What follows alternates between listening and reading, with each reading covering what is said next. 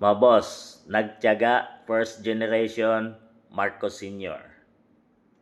Nagtrabaho second generation Marcos Jr. Nagbigay inspiration third generation Sandro Marcos. Dapat silang hangaan mga Marcos pamilya.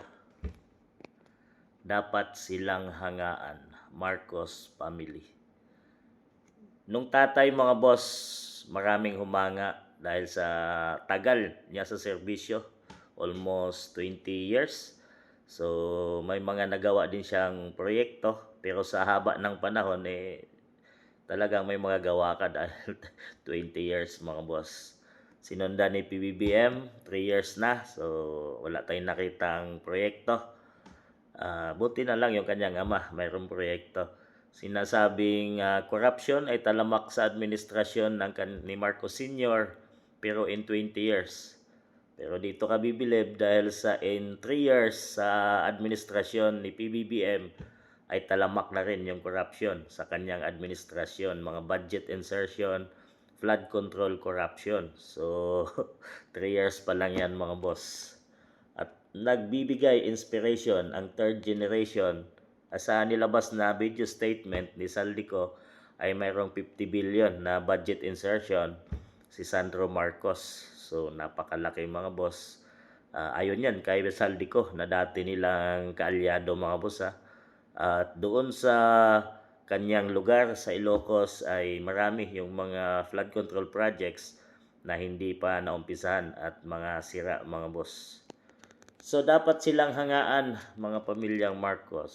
So saan sila dapat hangaan?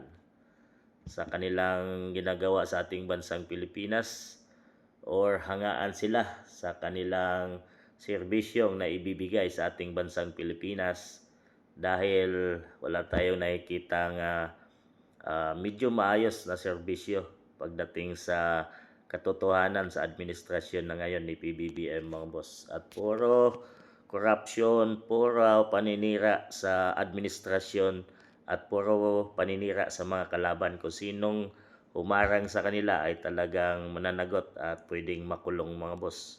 Kagaya lang ng mga ginagawa nila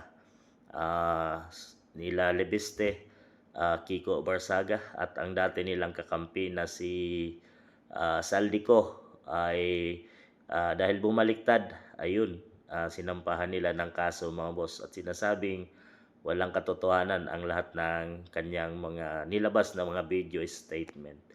So dapat bang hangaan ang pamilyang Marcos mula first, second at third magiging future sinasabi nilang magiging future president si Sandro Marcos.